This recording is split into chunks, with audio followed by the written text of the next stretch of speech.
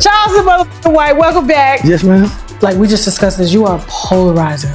To see you go from, just the internet to in people's faces. So you're not just an internet figure, like you are. So I've had my own Live Nation tour that TK Kirkland me out of. I sold out 5 shows in Orlando with TK Kirkland, and he cashed out me $250. No. Yeah. The studio lights hummed in a low, steady rhythm. Filling the room with a warm golden glow as Tasha K leaned forward, studying Charleston White with a gaze sharp enough to slice through armor. She wasn't just looking at him, she was dissecting him, reading him, trying to understand which version of him had walked into her studio tonight. Because with Charleston White, there was never just one version. There was the villain the internet created, the prophet people misunderstood, the wounded child buried beneath years of noise, and the sharp-tongued philosopher who spoke truths wrapped in fire. And tonight, every camera, every silent crew member, every inch of the room seemed to wait for which one of those men would reveal himself first.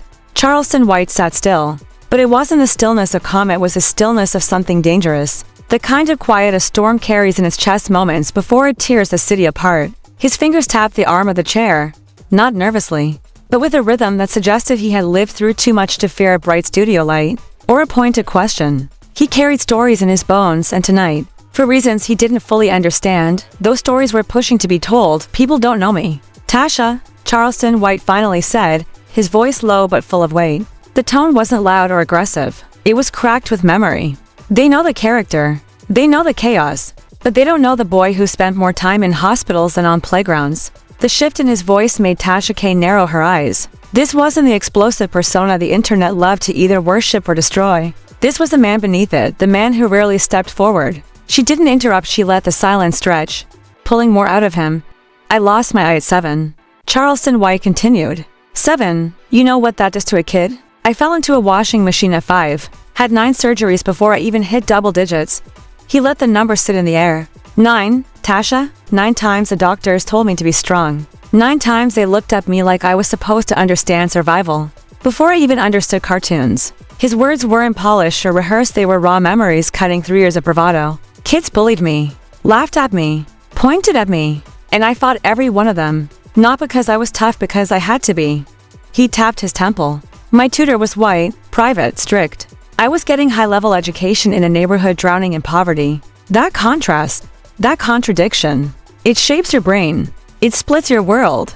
You start seeing from 2 angles at once, and nobody around you sees it like you do. He leaned back slowly, like the memories were heavier than his physical body. The world never cared about the man, Charleston White said. They cared about the reaction, the controversy, the chaos. They cared about the character they created. So you created a persona? Tasha K asked quietly. No, Charleston White said, shaking his head. The persona created itself. Trauma created it. Rejection created it. Pain created it. I became the loudest man in every room because silence was killing me. There was a pause, long and electric, before he continued. You know how hard it is to sell out Baltimore? His voice rose with a hint of pride. But I did it. The same man they called a snitch, a menace, a villain. He leaned in, eyes burning. They came to feel something, and I gave them something real, something raw. His expression shifted when he mentioned the industry. Live Nation didn't pay me. TK Kirkland used me. They wanted a puppet. They wanted someone loud but controllable, someone fiery but tameable. They didn't know I built myself from the ground up. I ain't never been scared of losing connections because I never relied on none. Tasha K studied him, realizing the emotion beneath the anger wasn't ego, it was survival mixed with disappointment. So why keep going? She asked softly. Because I built myself, Charleston White answered. I didn't rely on Hollywood. I didn't rely on comedians. I didn't rely on the streets.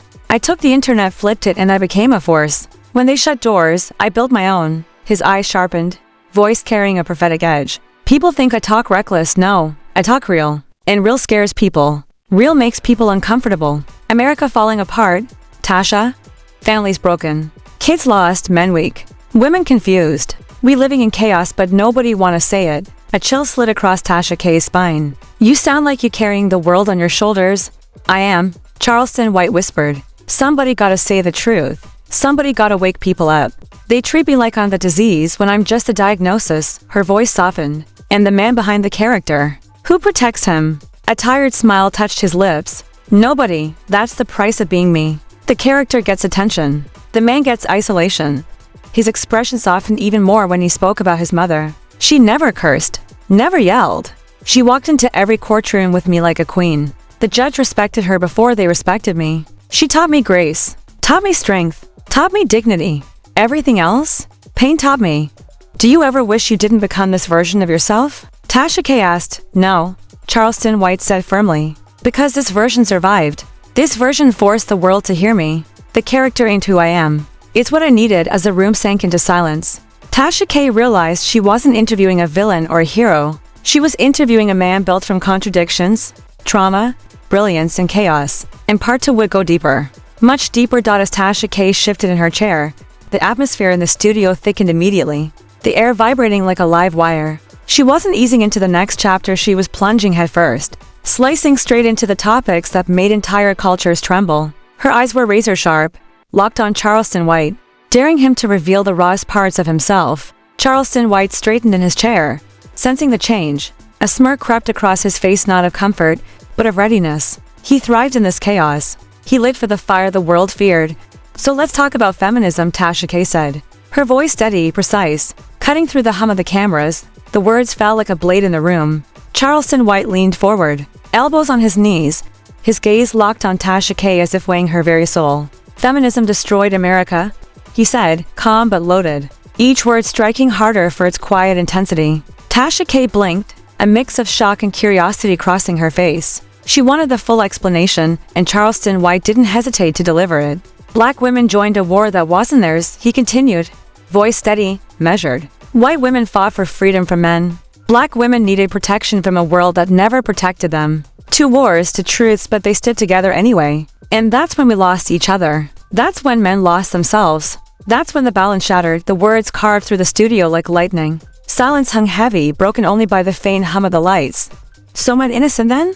Tasha K asked, her voice challenging, leaning forward as she pierced the tension. No. Charleston White replied sharply, tone hard, unwavering. Men fell to weak leadership, weak homes, weak discipline. Boys grew up without fathers, raised by the streets, by social media, by trauma they didn't ask for. Nobody teaching them to become men. So they turn into characters, loud ones, broken ones. Versions like the one the world meets in me. His honesty lingered in the air like smoke from a burning house. So the character's a shell? Tasha K probed, leaning closer. It's armor, Charleston White said simply. Voice like steel wrapped in pain. Armor built from wounds nobody cared about. Armor born from rejection. From survival. From knowing the world wouldn't wait for me to heal. Tasha K studied him, the layers unfolding before her like a map of war and fire. She changed direction abruptly. And your categories? Women, ladies. Hoes, what's that philosophy? Charleston White didn't blink. Hoes honest, he said. Women, built on foundation. Ladies, built on dignity. But hoes see the world raw. They don't pretend. They know the game. They survive because they accept reality. No illusions. You prefer hoes? Tasha K asked, a half laugh escaping her lips, disbelief mixing with intrigue. I prefer honesty. Charleston White corrected, unwavering. Honesty is rare now, and the world's starving for it.